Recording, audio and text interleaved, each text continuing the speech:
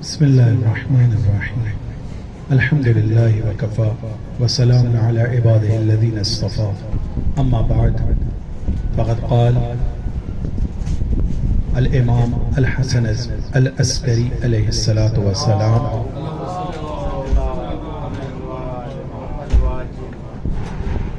مومن کی 5 علامتیں ہیں۔ مومن کے بارے میں امام حسن عسکری علیہ السلام ارشاد فرماتے ہیں کہ اس کی 5 علامتیں ہیں، اس کو 5 چیزوں کے ذریعے سے پہچانا جا سکتا ہے۔ ان 5 علامتوں میں مستحبات نماز کے ساتھ 51 رکعت نماز پڑھنا ہے، نماز میں بسم اللہ زور سے کہنا ہے، چاہے ظہر اثر کی نماز ہو اس میں بھی بسم اللہ الرحمن الرحیم زور سے کہنا ہے، اور پھر سورہ ظہر اثر میں بھی آہستہ سے، اور پھر مغرب شام میں تو ہم زور سے کہتے ہیں، اور صبح کی نماز میں بھی۔ اپنے ہاتھ میں عقیق کی انگوٹھی پہنتا ہے، مومن کی علامتوں میں سے ایک علامت۔ تربت کے اوپر، خاک شفا کے اوپر سجدہ کرتا ہے، اور ایک علامت جو بیان کی ہے 40 کی زیارت کرتا ہے۔ 40 کی زیارت مومن کی علامتوں میں سے ایک علامت ہے۔ یہ جو کہا گیا ہے کہ 40 کی زیارت مومن کی علامت میں سے ایک علامت ہے، ہو سکتا ہے کہ ہم لوگوں میں سے کسی کے ذہن میں یہ آئے کہ بھئی جس کے پاس 1 لاکھ روپیہ ہوگا یہ علامت کے اوپر تو وہی عمل کر سکتا ہے، اس کے علاوہ تو کوئی نہیں کر سکتا ہے، کیونکہ یہ جو اس زمانے میں جو حالات رہتے ہیں، ہوٹل کے مہنگائی اور دوسری سب چیزوں کو دیکھتے ہوئے ٹکٹ ویزا اور اس کا خرچہ ہی اتنا ہو جاتا ہے، تو کیا غریب مومن کہ جو زیارت کے لیے نہیں آ سکتا ہے، کیا اس کے لیے یہ والی علامت کو اڈاپٹ کرنا اور اپنے اندر لے کر آنا اور اس علامت کے اوپر عمل کر پانا ممکن ہے؟ تو علماء 2 باتیں کہتے ہیں۔ ایک یہ کہ جب یہ کہا گیا ہے کہ 40 کی زیارت، تو جس کے لیے پاسبل ہے، جو کیپیبل ہے، جو جا سکتا ہے، اس کے لیے کہا گیا ہے کہ وہ یہاں پر زیارت کرنے کے لیے آئے۔ لیکن جو کیپیبل نہیں ہے، جو آ نہیں سکتا ہے، زیارت جو 40 کے دن کی مستحب ہے، انشاءاللہ کل ہم سب لوگ مل کر یہاں پر پڑھیں گے، اور اپنے ساتھیوں سے بھی آپ لوگ کہیں کہ وقت کا ہم لوگ خیال رکھیں کہ جو بھی اعلان ہوتا ہے اس کے اوپر، کیونکہ ابھی آپ دیکھیں 12:03 کی اذان ظہر ہے، اور ہم لوگ اس کے ساتھ تو کلیش نہیں کر سکتے، ہم کو اس کے لیے اپنے آپ کو روکنا ہی ہے، تو جو نکات تیار ہو رہے ہیں بیان کرنا چاہ رہے ہیں وہ نہیں ہو پاتے ہیں۔ ان شارٹ، وہ جو زیارت 40 ہے، جو شخص بھی اس زیارت کو پڑھے گا، وہ زیارت خود بخود مومن کی علامتوں میں سے ایک علامت ہے۔ ضروری نہیں ہے کہ فزیکلی اپنے آپ کو کربلا پہنچائے، جسمانی طور پہ اپنے آپ کو کربلا لے کر آئے، اگر وہ زیارت بھی پڑھتا ہے تو اس کو بھی علامت مومن میں ہے۔ میں اس کے بارے میں بھی گفتگو کرنا چاہتا ہوں کہ کیا وجہ ہے کہ اس زیارت کو، ہم لوگ کے پاس زیارت عاشورہ ہے، ہم لوگ کے پاس زیارت جامع کبیرہ ہے، ہم لوگوں کے پاس اور بھی دوسری بہت ساری زیارتیں ہیں، امام حسین کے غدیر کے دن کی زیارت ہے، شعبان کے مہینے کی زیارت ہے، امام حسین کی عرفہ کی زیارت ہے، الگ الگ زیارتیں ہیں۔ لیکن کیا وجہ ہے کہ 40 کی زیارت کے اوپر دوسری ہر زیارت کے مقابلے میں زیادہ فوکس کیا گیا ہے؟ امام حسین کی زیارت کے لیے کہا گیا ہے کہ رجب کے مہینے میں کرنا چاہیے، شعبان کے مہینے میں کرنا چاہیے۔ امام حسین کی زیارت کے لیے کہا گیا ہے کہ جو لوگ مکہ نہیں جا سکے ہیں عرفات میں، عرفہ کے دن وہ لوگ کوشش کریں کہ اپنے آپ کو کربلا پہنچائیں، تاکہ ان کو ان لوگوں کا ثواب ملے جو اس وقت عرفات میں ہیں۔ یہ بھی کہا گیا ہے، وہ بھی زیارت کی بہت تاکید ہے۔ لیکن جتنا لاکھوں کا لشکر، لاکھوں کے تعداد میں لوگ 40 کی طرف آتے ہیں، اور ہمارے علماء بھی ان زیارتوں پر تاکید کرتے ہیں کہ عرفہ کی زیارت ہونا چاہیے، عرفہ میں بھی بھیڑ رہتی ہے، لیکن اتنی نہیں۔ کیوں 40 کی زیارت کے اوپر اتنی تاکید کیوں ہے؟ خاص طور پہ وہ جو 40 کی زیارت معصوم سے نقل کی گئی اور ہم لوگوں نے کتابوں میں دیکھا اور انشاءاللہ کل پڑھیں گے، اس کی طرف میں کچھ نکات کی طرف توجہ دلانا چاہتا ہوں کہ کیوں اس زیارت کے اوپر تاکید ہے۔ ہم لوگ جتنی بھی زیارت پڑھتے ہیں ان زیارتوں میں نارملی اگر آپ لوگ اس کا ٹرانسلیشن دیکھیں تو ہم یہ کہتے ہیں کہ السلام علیکہ یا وارث آدم صفوت اللہ، یہاں سے ہم لوگوں کی زیارت شروع ہوتی ہے کہ جناب آدم کے وارث امام حسین علیہ السلام، آپ پر ہمارا سلام ہو، جناب نوح کے وارث آپ پر ہمارا سلام ہو، آپ بہت بڑی ہستی ہیں کہ آپ کے والد امام علی علیہ السلام ہیں، آپ کی نسل چاہے ماں کی طرف سے یا باپ کی طرف سے، دونوں طرف سے بہت پاک و پاکیزہ ہے، کوئی بھی نجاست، کوئی بھی گندگی، کوئی بھی خباثت معاذ اللہ اس کے نزدیک نہیں آ سکی ہے. یعنی یہ پوری کڑی، یہ پوری چین، یہ پورا سلسلہ پاک و پاکیزہ ہے. ہم فضائل بیان کرتے ہیں. پھر اس کے بعد آگے والے مرحلے میں ہم جاتے ہیں ان فضائلوں کے ساتھ میں بیان کرنے کے ساتھ میں آگے سیکنڈ مرحلے میں، دوسرے مرحلے میں ہم جاتے ہیں. جانے کے بعد یہ بیان کرتے ہیں کہ جو کچھ بھی آپ کے ساتھ ہوا بہت برا ہوا ہے، مجھے بہت برا لگا ہے جو بھی آپ کے ساتھ ہوا ہے. جو مصیبت آپ پر آئی ہے وہ مصیبت چھوٹی مصیبت نہیں ہے. اس مصیبت نے میرے رونگٹوں کو کھڑا کر دیا ہے، مجھے بے چین کر دیا ہے، مجھے بے قرار کر دیا ہے. میں بھی اس کو سننے کے بعد اس کے اوپر اپنے آپ کو روک نہیں سکتا ہوں، برداشت نہیں کر سکتا ہوں. جن لوگوں نے یہ مصیبت آپ پر ڈھائی ہے ان پر لعنت ہو. میں اپنے آپ کو ان لوگوں سے دور کرتا ہوں، ان لوگوں سے بھی کہ جنہوں نے آپ کو قتل کیا، ان لوگوں سے بھی جنہوں نے سنا، جو راضی رہے اس کے اوپر. میں سب کے اوپر لعنت بھیجتا ہوں اور میں اپنے آپ کو دور کرتا ہوں. نارملی سیکوینس، نارملی جو سلسلہ ہماری زیارت کا ہوتا ہے وہ یہ ہوتا ہے، لیکن 40 کی زیارت ہر دوسری زیارت سے الگ ہے. توجہ کیجئے گا. اور اگر آپ لوگ کل انشاءاللہ میں اس کا ترجمہ بھی یہاں بیان کروں گا، لیکن اس کی طرف ابھی توجہ اس لیے دلانا ضروری سمجھ رہا ہوں تاکہ مینٹلی، ذہنی طور پر ہم کل 40 کے دن اس زیارت کے لیے اپنے آپ کو تیار کر سکیں. ہم یہاں پر زیارت کو شروع کرتے ہیں 40 کی زیارت میں امام حسین علیہ السلام کو ویسے ہی سلام شروع میں بھیجا جاتا ہے جیسے دوسری زیارتوں میں جو طریقہ ہے، سلام آپ کے اوپر. اور پھر فوراً سلام کے بعد میں کربلا کی فلسفی کو بیان کیا جاتا ہے کہ آپ نے کربلا میں کیوں اپنی جان کو قربان کیا ہے. یہ جو کیوں ہے، علماء کہتے ہیں کہ یہ کیوں کی وجہ سے کہ جس کے اندر کربلا کی فلسفی کو بیان کیا جا رہا ہے، کربلا کے واقع ہونے کی علت کو بیان کیا جا رہا ہے کہ کربلا کیوں وجود میں آئی ہے. ہم لوگ سب کے ذہن میں امام حسین علیہ السلام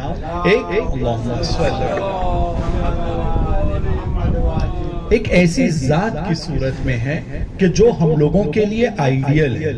اور بہت سارے لوگ جو رسول خدا کو بھی نہیں مانتے ہیں، ہم اپنے وطن میں دیکھ چکے ہیں جو رسول خدا کو نہیں مانتے ہیں، جو ہمارے اور آپ کے خدا کو بھی نہیں مانتے ہیں، ان میں بھی بہت سارے ایسے لوگ ہیں جو امام حسین کو مانتے ہیں.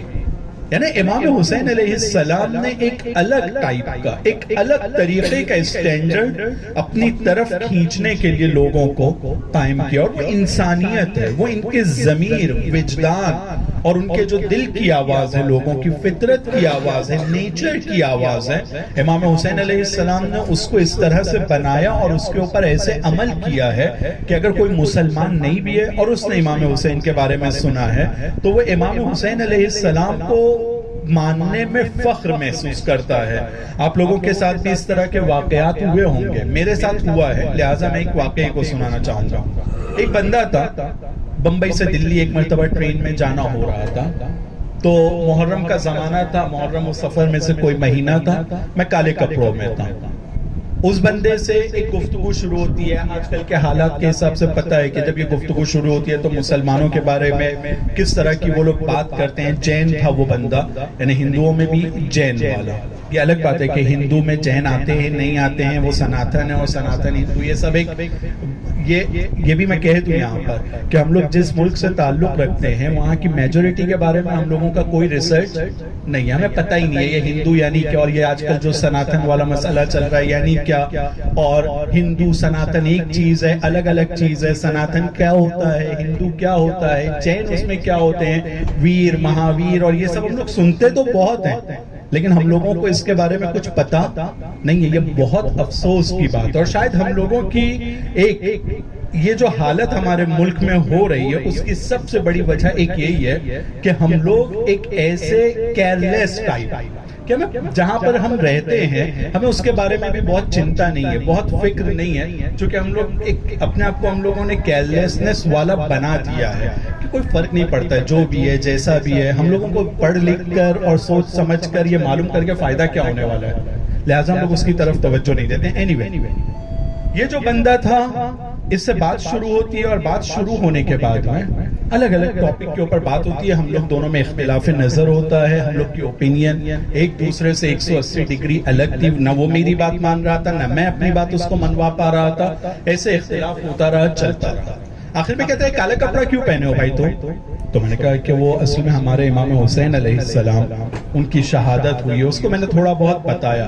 تو کہا نہیں اتنا ڈیٹیل میں بتانے کی ضرورت نہیں ہے مجھے, میں اس کے پروناؤنسیشن میں کر رہا ہوں, مجھے اشغر کے بارے میں بھی معلوم ہے اور اکبر کے بارے میں بھی معلوم ہے. میں نے وہ خاص اسٹائل میں پروناؤنس کر رہا تھا, لیکن مجھے سمجھ میں آ رہا تھا قاسم کے بارے میں معلوم ہے, مجھے سب معلوم ہے, مجھے سب معلوم ہے, تم اتنا مجھے مت بتاؤ. اور سنو, جہاں پہ ہم لوگوں میں اتنا اختلاف ہے, اوپینین الگ الگ ہے, ایک بات میں تم کو بتانا چاہتا ہوں. میں نے کہا کیا بتانا چاہتے ہو؟ تو میں یہ بتانا چاہتا ہوں کہ دیکھ, تمہارا خدا الگ, تمہارا پیغمبر الگ, لیکن ہم لوگ دونوں کا حسین ایک ہے, ہم لوگ دونوں کا حسین ایک ہے.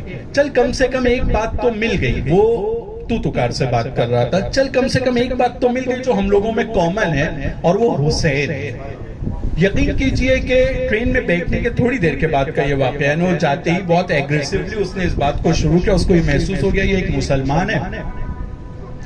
پوری رات تقریباً میرے ذہن میں یہ تھا کہ کتنا بڑا پوٹینشل ہے امام حسین علیہ السلام, کتنی بڑی چیز ہے کہ جس کے ذریعے سے ہم لوگ کیا نہیں کر سکتے. ایک جین جو رسول خدا کا نام سن کر الرجک ہوا جا رہا تھا, پرابلم ہوا جا رہا تھا اس کو, اور وہ رسول کے بارے میں عجیب عجیب باتیں کر رہا تھا, گفتگو, لیکن جہاں امام حسین کا ذکر ہوا وہ فوراً یہ کہتا ہے کہ ہم لوگوں میں یہ کامن چیز ہے.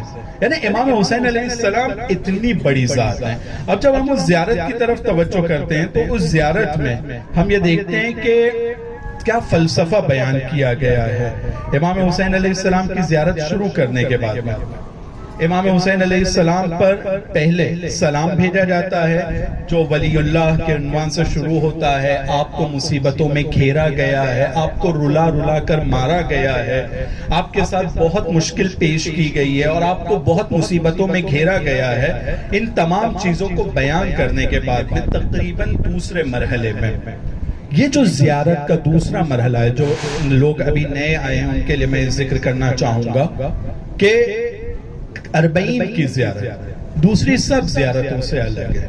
اس میں کربلا کے فلسفے کو بیان کیا گیا ہے کہ کربلا کیوں بنی ہے, کربلا کا واقعہ کیوں ہے. ارشاد فرماتے ہیں اس زیارت میں امام وَبَذَلَ مُحْجَتَهُ فِيكَ, اے پروردگار میں اپنی طرف سے سلام بھیج رہا ہوں امام حسین علیہ السلام پر. کیوں؟ کیونکہ امام حسین علیہ السلام نے اپنے خون کو تیرے راستے میں دیا ہے, اپنا خون انہوں نے تیرے لیے بہایا ہے, اپنی قربانی انہوں نے تیرے لیے کی ہے. کیوں کیا ہے؟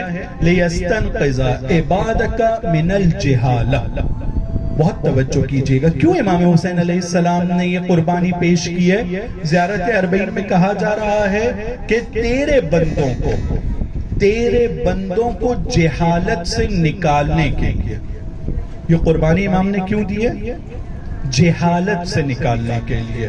وحیرت الضلالہ, اور یہ قربانی اس لیے دی ہے کہ وہ لوگ جو گمراہی کے راستے پر تھے, جو دین سے دور ہو چکے تھے, ان لوگوں کو دین کی طرف لانے کے لیے. کی ورڈ ہے یہ دو, توجہ کیجئے گا, کی ورڈ ہے جہالت.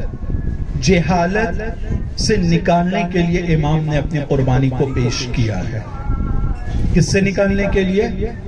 جہالت سے. اور افسوس کے ساتھ کہنا پڑتا ہے کہ آج ہندوستان میں ہندوستان کا مسلمان اور ہندوستان کے مسلمانوں میں ہندوستان کا شیعہ جہالت میں الٹی طرف سے اگر دیکھا جائے تو سب سے اوپر ہے.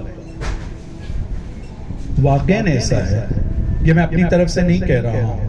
آپ لوگوں میں سے کچھ لوگوں نے اگر سنا ہوگا, کوئی رپورٹ وغیرہ کا نام آپ لوگوں نے سنا ہے کبھی؟ کیونکہ یہ درس کی طرح ہے, لہٰذا میں اس طرح سے آپ لوگ سے سوال, کوئی رپورٹ وغیرہ کے بارے میں کبھی سنا ہے جو مسلمانوں کی ایجوکیشن حالت کے بارے میں بیان کرتی ہو؟ سچر رپورٹ میں یہ کہا گیا ہے کہ ہندوستان میں اور پھر 2014 میں جس وقت یہ لوگوں کی حکومت تھی یو پی اے والوں کی, اور آخری سال میں سچر رپورٹ میں یہ کہا گیا تھا کہ ہندوستان میں جو اچھوت لوگ ہیں، یعنی جن کے اوپر پڑھنے پر پابندی تھی، برہمن لوگوں نے اور اپر کاسٹ والے لوگوں نے ان کو پڑھنے نہیں دیا ہے. اگر وہ پڑھنے کی کوشش کرتے تھے تو ان کے گھر کو اور ان کے لوگوں کو جلا دیا جاتا تھا، مار دیا جاتا تھا. جن لوگوں پر پابندی تھی پڑھنے کے لیے، اور آج بھی بہت سارے ہمارے گاؤں کے ایریاز میں یہ پابندی باقی ہے. ہندوستان آزادی کے بعد ایک ایسا ملک بنا ہے جہاں پر آزادی کے بعد ذات پات کا سسٹم پہلے سے زیادہ کڑک ہو گیا ہے، ایکسٹریم ہو گیا ہے. یعنی آج یہ حالات ہندوستان کے بہت برے حالات ہیں. کبھی ہم لوگ کوئی موقع ملے گا تو ہم لوگ اس کے اوپر بات کریں گے. لیکن وہ لوگ کہ جن کے اوپر پڑھنے کی پابندی تھی، وہ لوگوں کا جو بھی اسٹیٹس ہے ہندوستان میں پڑھائی لکھائی کا، مسلمان کہ جن کے نبی نے یہ کہا ہے کہ طلب العلم فریضہ، علم حاصل کرنا سب پر واجب ہے، جس کے نبی نے یہ کہا ہے کہ جھولے سے لے کر قبر تک کے علم حاصل کرو، جس کا امام شہید ہوا ہے جہالت سے نکالنے کے لیے لوگوں کو، وہ مسلمان آج ان لوگوں سے بھی زیادہ گیا گزرا ہے ہندوستان کے اندر. ان لوگوں سے زیادہ گیا گزرا ہے پڑھائی کے معاملے میں، جہالت کے معاملے میں. ہم لوگ بہت افسوس کے ساتھ کہنا پڑتا ہے کہ اس نبی کے ماننے والے ہیں کہ جس نے امام علی علیہ السلام کو شہر علم کا دروازہ بنایا ہے، اور یہ امام حسین نے اپنی جان کو جہالت ختم کرنے کے لیے قربان کیا ہے. 1400 سال سے ہم اس امام کے بارے میں تو بات کرتے ہیں کہ یہ امام نے اتنی بڑی قربانی دیا ہے، لیکن وہ جہالت جس کو ختم کرنے کے لیے قربانی دیا ہے، ہم ایک طرف بات کرتے ہیں اور دوسری طرف اسی جہالت کے کنویں میں ڈوبتے چلے جا رہے ہیں. بہت بری حالت ہے. اب آپ ذرا تصور کیجئے، یہ ایک جملے کے بعد انشاءاللہ آگے بھی ہم لوگ اس کے اوپر بات کریں گے. پہلا جملہ جو میں نے کہا فلسفہ بیان کرتا ہے کہ جہالت سے نکالنے کے لیے امام نے قربانی کو پیش کیا ہے. اور یہ میں اپنی طرف سے نہیں بیان کر رہا ہوں کہ میں امام کے بارے میں خود اپنے ذہن میں آنے والی باتوں کو آپ کے سامنے بیان کروں. نہیں، بہت گناہگار ذہن اور بہت گناہگار زبان ہے، لیکن زیارت اربعین میں یہ جملہ آیا ہے کہ امام حسین نے قربانی کیوں دیا ہے؟ تاکہ اپنے بندوں کو جہالت سے نکالے. جہالت جہاں ہم لوگوں کی یہ ماڈرن پڑھائی اور یہ علم ہے وہ ہے، لیکن ایک علم ہم لوگوں کا توحید کی طرف ہم لوگوں کی توجہ، ہم لوگوں کو توحید کی طرف توجہ دینا ہے، اپنے علم کو بڑھانا ہے خدا کی ذات کے اوپر، اپنی معرفت کو بڑھانا ہے ہم لوگوں کو امام حسین کے بارے میں. ہم لوگ بہت فخر سے، اگر آپ لوگوں میں سے میں کچھ لوگوں سے پوچھوں کہ امام کی کوئی حدیث سنائیے، ہے ہم لوگ یہ کلیم کر سکتے ہیں کہ جتنے لوگ یہاں بیٹھے ہیں سب امام کی ایک الگ الگ حدیث سنا سکتے ہیں. سنا سکتے ہیں ہم لوگ سب لوگ امام حسین علیہ السلام کی حدیث کہ جو امام نے کہا. کتنے لوگ آپ لوگوں میں سے سنا سکتے ہیں؟ صرف اگر ہاتھ. دعائے عرفہ کا یہ مشہور جملہ ہے کہ جس کو تو مل گیا اس کو سب کچھ مل گیا، اور جس نے تجھ کو کھو دیا اور جس نے تجھ کو نہیں پایا اس نے پھر کیا پایا. یہ مثلاً ایک جملہ ہے بہت مشہور ہے. لیکن ہم لوگوں میں سے کتنے لوگ امام حسین کو ان کے جملوں کے ذریعے سے، ان کی باتوں کے ذریعے سے، ان کی حدیث کے ذریعے سے پہچانتے ہیں؟ سوچنے کا مقام ہے. میں اپنی بہنوں سے بھی اور اپنے بھائیوں سے بھی یہ کہوں گا کہ سوچنے کا مقام ہے کہ جس حسین کو ہم بچپن سے سنتے آ رہے ہیں، جس حسین کے بارے میں افسوس نہیں ہے اس بات پر کہ اس حسین کا ہم نے کچھ بھی نہیں سنا ہے یا بہت کم سنا ہے. حسین کے بارے میں سنا ہے لیکن حسین نے کیا کہا ہے ہم لوگوں میں سے بہت کم ہم لوگوں نے اس کو سنا ہے، بہت کم سنا. اور یہ کڑوی حقیقت ہے. ہو سکتا ہے کہ کسی کے ذہن میں یہ سوال آئے کہ نہیں ایسا نہیں ہے، لیکن میں اس بات کو نہیں مانوں گا اور یہ کہوں گا کہ یہ کڑوی حقیقت ہے کہ ہم لوگوں نے امام حسین نے کیا بیان کیا ہے وہ ہمیں بہت کم پتا ہے. ایک دو جملے پتا ہیں، جیسے یہ مشہور جملہ پوری و دعائے عرفہ، جس میں سے یہ ایک جملہ بہت معنی والا جملہ ہے، بہت امپورٹنٹ جملہ ہے کہ جس نے تجھ کو پا لیا اس نے کیا کھویا، اور جس نے تجھ کو کھو دیا اس نے پھر کیا پایا. یہ چھوٹا جملہ نہیں ہے، بہت بڑا جملہ ہے. اور شاید امام حسین علیہ السلام کی اس قربانی میں، دیکھیں دنیا میں بہت سارے لوگوں کو مارا گیا ہے، بہت سارے لوگوں کے گھروں کو اجاڑا گیا ہے، بہت سارے لوگوں کے ماؤں کی گود میں ان کے بچوں کو مارا گیا ہے۔ ہم لوگوں کے سامنے وہ جو بلقیس بانو کا بھی کیس ایک مثال ہے کہ ایسا بہت سارے لوگوں کے ساتھ ہوا ہے، لیکن کیا وجہ ہے کہ امام حسین کی یہ قربانی ہر دوسری قربانی کے مقابلے میں بڑی قربانی تھی؟ کیوں؟ کیونکہ امام حسین کا جو ایمان تھا، ان کی جو روح تھی، ان کا جو خدا کے ساتھ رابطہ تھا، وہ ہر دوسرے شخص کے مقابلے میں زیادہ بڑا رابطہ تھا۔ یہ جتنے بھی لوگ مظلوم ہوئے، یہ مظلوم ہیں، ان مظلوموں کے ساتھ ہمارا رحم دلی ہے، ہم ان کے ساتھ ہیں۔ جہاں کا بھی کوئی بھی مظلوم ہو، چاہے وہ فلسطین ہو، چاہے دنیا کے کسی بھی کونے کا ہو، ہم ان کے ساتھ ہیں۔ لیکن امام حسین کا جو اعتقاد، امام حسین کا جو رابطہ خدا کے ساتھ تھا، اس رابطے نے اس قربانی کو اور بڑا بنا دیا ہے۔ اس رابطے کی وجہ سے یہ قربانی بہت بڑی ہوئی ہے، کیونکہ خدا نے وعدہ کیا ہے تم مجھ کو یاد کرو گے، میں تم کو یاد کروں گا۔ امام حسین کے ذکر کو اس رابطے نے بڑا بنا دیا ہے، کیونکہ انہوں نے خدا کے ساتھ اپنے رابطے کو بڑا بنایا تھا۔ اور اس رابطے میں یہ جملہ بہت امپورٹنٹ، جس کو تو مل گیا، تو اگر اس نے اکبر کو بھی دے دیا، اصغر کو بھی دے دیا، قاسم کو بھی دے دیا، زینب کی چادر کو بھی دے دیا، تو بھی اس نے کچھ دیا نہیں ہے، کیونکہ تو مل گیا ہے۔ اور جب تو مل گیا ہے تو سب کچھ اس کے پاس ہے، اس کو خدائی مل گئی ہے۔ اور امام حسین نے یہ کام کیا، اور آج ہم لوگ یہاں پر 1400 سال کے بعد آ کر یہ بتا رہے ہیں کہ ہاں یہ بات سچی ہے کہ حسین کے پاس خدائی ہے۔ تو امام حسین علیہ السلام نے اتنی بڑی قربانی پیش کیا ہے، کیوں؟ جہالت سے نکالنے کے لیے۔ جہالت میں ایک ہے توحید کی جہالت۔ ہم لوگوں کو اس جملے کو نہ صرف یہ کہ بولنا اور سننا ہے، بلکہ اس جملے کے اوپر کربلا میں امام حسین سے اس بات کی مدد لینا ہے کہ مولا یہ جو آپ کا ایمان تھا، یہ جو آپ کا عقیدہ تھا کہ جس کو تو مل گیا اس کو سب کچھ مل گیا، ہم کو یہ ایمان کی لذت کو محسوس کرا۔ ہمارے دل میں پیسے کی محبت، طاقتور لوگوں سے رابطہ، اس کو پوری طرح سے کٹ آف کرا دے۔ پیسہ ہونا برا نہیں ہے، میں نے اس دن بھی واقعہ سنایا تھا وہ عالم کا، کہ پیسہ ہونا برا نہیں ہے، طاقت ہونا برا نہیں ہے، لیکن طاقت کے ساتھ لگاؤ اور پیسے کے ساتھ لگاؤ بری چیز ہے۔ یہ ہو کمانا ہے ہم لوگوں کو، آگے بڑھنا ہے ہم لوگوں کو، طاقتور بننا ہے، طاقت حاصل کرنا ہے، لیکن اس کے ساتھ وہ اٹیچمنٹ کہ جس کے ذریعے سے میں لوگوں کے کام آ سکوں، وہ تو ٹھیک ہے، لیکن اپنے لیے اس کو بچا کر رکھنے کی کوشش کروں، یہ غلط ہے۔ تو ہم کو امام سے یہ مانگنا ہے کہ امام، میں نے آپ کا یہ جملہ دعائے عرفہ میں سنا ہے، جس جملے میں آپ یہ کہتے ہیں جس کو تو مل گیا اس نے پھر کیا کھویا، یعنی اس کو سب کچھ مل گیا ہے۔ تو مولا کربلا میں ہم آئے ہیں، ہم آپ کے دروازے پر آئے ہیں، آپ کے شہر میں آئے ہیں، اس جگہ پر آئے ہیں جہاں جیتا جاگتا ثبوت اور واقعہ پیش آیا ہے، جہاں پر یہ بات واضح ہوئی ہے کہ ایک انسان نے اپنے پورے خاندان کو خدا کو خوش کرنے کے لیے، اپنی تمام چیزوں کو اس نے خدا کو حاصل کرنے کے لیے دے دیا تھا، اور خدا نے اپنی خدائی اس کو دیا ہے۔ تو اس کا کچھ حصہ ہی صحیح اس کربلا کے سفر پر ہم لوگوں کو محسوس کرنے کی توفیق عطا کیجیے۔ ہم یہ چاہتے ہیں کہ اس کربلا کے سفر میں ہمیں کچھ حد تک کہ یہ محسوس ہو جائے، ہم یہ سمجھ جائیں کہ جس کو تو مل گیا اس نے پھر کچھ نہیں کھویا ہے۔ اور پھر جب ہم اس سفر کے بعد اپنے وطن پلٹ کر جاتے ہیں تو ہماری زندگی میں یہ محسوس کریں ہمیں دیکھنے والے کہ نہیں، یہ اب جو زائر پلٹ کر آیا ہے اس کا مائنڈ سیٹ اب چینج ہو گیا ہے۔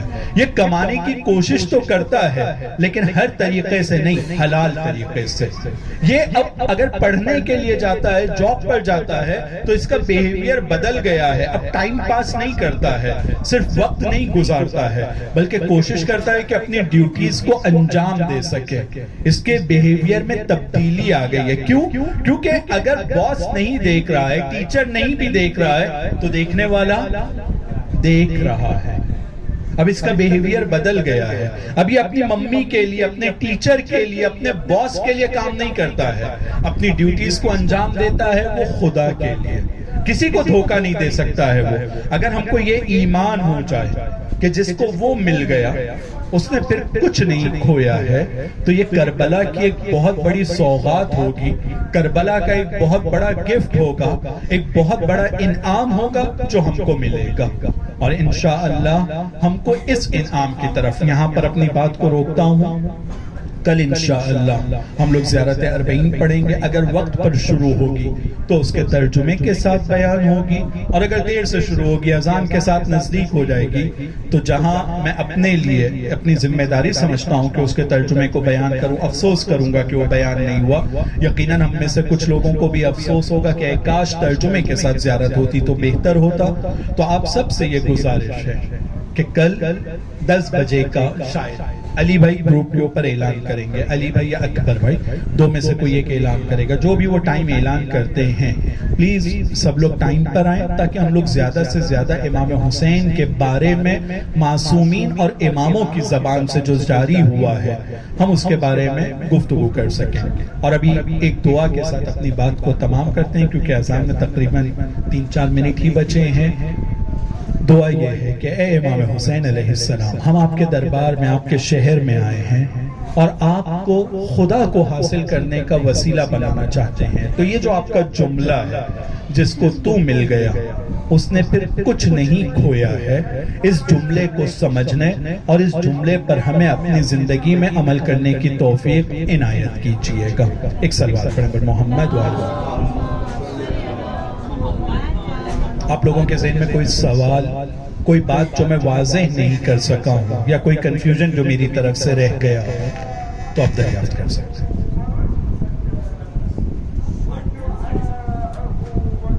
7:30 بجے انشاءاللہ شب اربعین کی مناسبت سے یہیں پر مجلس برگزار ہوگی. آپ سب لوگ اس میں بھی شرکت کیجیے گا.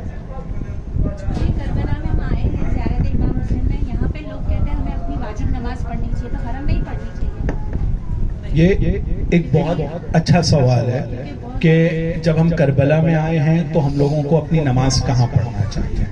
بہتر ہے کہ پوری کوشش کریں کہ حرم میں ہماری نماز ہونا چاہیے, لیکن اربعین کی بھیڑ کو دیکھتے ہوئے اور پھر ہر روز جو لوگ زیارت کے لیے آتے ہیں اس کو دیکھتے ہوئے ہمارے علماء یہ کہتے ہیں کہ اس بھیڑ کے زمانے میں ہم لوگ کوشش کریں کہ حرم میں فزیکلی کم جائیں, تاکہ جو دوسرے لوگوں کو زیارت کا موقع چاہیے ہے, کیونکہ ہم لوگ اربعین کے بعد بھی کچھ دن رکنے والے ہیں, تو ہم لوگ اس سے زیادہ فائدہ اٹھائیں. اور یہ جو نئے زائر جو کچھ منٹوں کے لیے آتے ہیں, آپ لوگ بہت سارے ایرانی عراقیوں کو دیکھیں گے جو یہاں پر زیارت کے لیے صرف آتے ہیں اور فوراً نکل جاتے ہیں. ان کے پاس رکنے کے لیے ہوٹل اور دوسرے انتظام نہیں ہوتے ہیں, شہر کے اندر بھی موقف ویسے نہیں ہے. تو کہا گیا ہے کہ کوشش کریں کہ ان کے لیے آپ زیادہ جگہ کو خالی رکھیں, اور پھر اربعین کے بعد انشاءاللہ اپنی واجب تمام نمازوں کو وہاں پڑھنے کی کوشش کریں. لیکن ایک دوسرا سوال جو عام طور پہ ہوتا ہے کہ یہاں پر ہمیں نماز قصر پڑھنا چاہیے یا پوری پڑھنا چاہیے. تو گنبد کے نیچے زری کے نزدیک کی جو جگہ ہے وہاں پر آپشنل ہے, اختیار ہے پوری نماز پڑھنے کا, قصر پڑھنے کا. جس کو پوری پڑھنا ہے وہ پوری پڑھے, جس کو قصر پڑھنا ہے وہ قصر پڑھے. ظہر کی نماز, عصر کی نماز اور عشاء کی نماز. لیکن اس کے علاوہ اپنی ہوٹل میں اگر ہم پڑھتے ہیں, بین الحرمین پڑھتے ہیں, حضرت عباس کے حرم میں پڑھتے ہیں, تو وہاں پر ہم لوگ کے لیے آپشنل نہیں ہے, وہاں پر ہم لوگوں کو صرف قصر نماز پڑھنا ہے. آپشنل کہاں پر ہے؟ امام حسین کے گنبد کے نیچے جس ایریا کو حائر کہا جاتا ہے, حائر حسینی, زری کے پاس کے ایریا کو, صرف وہاں پر ہمارے لیے آپشنل ہے. کوفہ میں ہم لوگوں کے لیے آپشنل ہے, سہلا میں ہم لوگوں کے لیے آپشنل ہے, لیکن حضرت عباس کے حرم میں اور بین الحرمین میں آپشنل نہیں ہے. ہم لوگوں کو قصر ہی پڑھنا ہوگا. جو کہ اذان ہو گئی, اپنی بات کو روکتے ہیں. اگر کوئی سوال ہو تو آپ پوچھیں, ورنہ اپنی بات کو تمام کرنا ہے. کلیئر ہے؟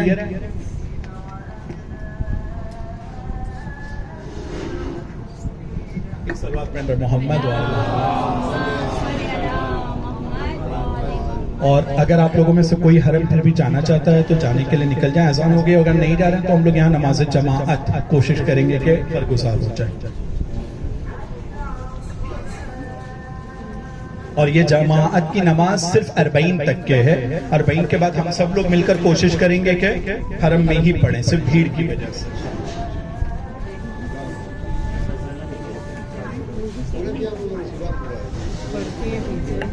पीछे होता है हाँ सबके रूम में से लेके पीछे लेडीज भी हैं